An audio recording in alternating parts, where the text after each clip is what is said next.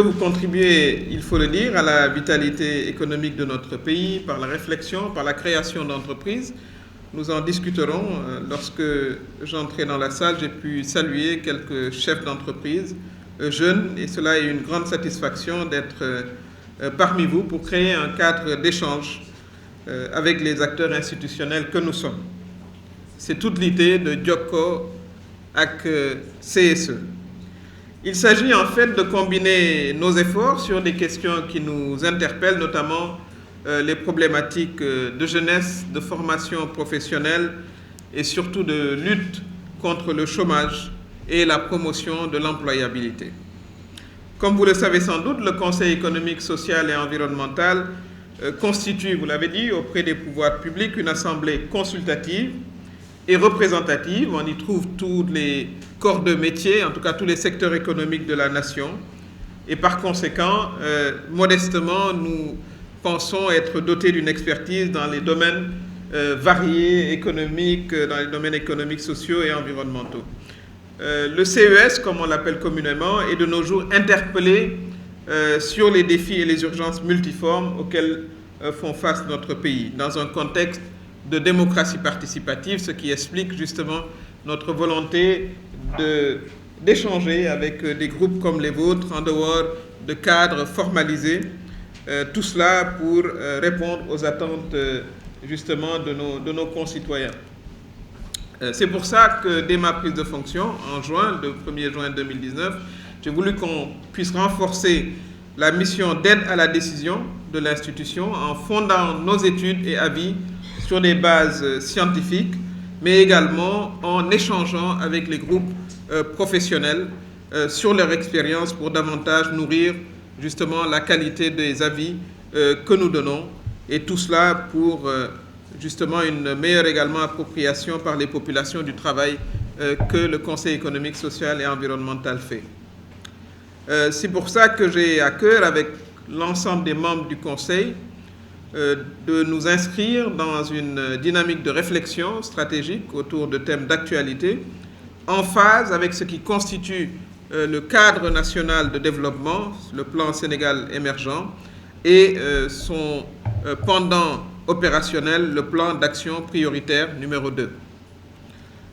Nous souhaitons également ensemble promouvoir l'animation scientifique, comme nous le faisons aujourd'hui, à travers des cadres d'échange inclusifs, participatifs, sur des questions d'intérêt majeur, avec des experts et des professionnels comme vous.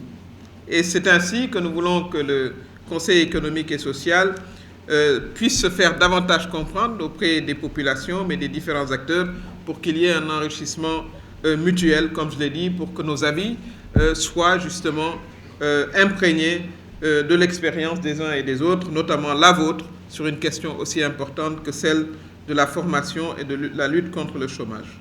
Cette démarche, nous l'avons intitulée Jokko CSE, c'est-à-dire interagir avec le Conseil en langue Wolof, et nous souhaitons, comme je l'ai dit, aller à la rencontre de groupes non conventionnels, on va les appeler, mais qui sont très actifs dans le secteur, et c'est dans cet esprit que s'inscrit notre rencontre d'aujourd'hui, qui va porter sur le thème formation, insertion des jeunes et les métiers d'avenir, à la lumière des travaux que nous avons déjà tenus, et l'honorable El Hadj Momar Samb vous entretiendra de notre avis que nous avons transmis au président de la République.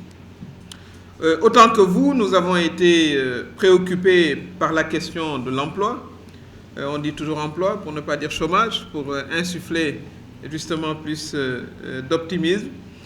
C'est pourquoi la quasi-totalité des avis aborde, entre autres problématiques, les opportunités liées à l'emploi chaque fois que nous abordons un thème, pour voir quelles sont les niches d'emploi et de formation, quel que soit le thème. Lorsque nous parlons d'environnement, lorsque nous parlons d'agriculture ou autre, la question de l'emploi est toujours un aspect que nous abordons. C'est une manière pour l'institution de contribuer à l'ambitieux programme de création d'1 million d'emplois d'ici 2023 du président de la République, son Excellence M. Macky Sall.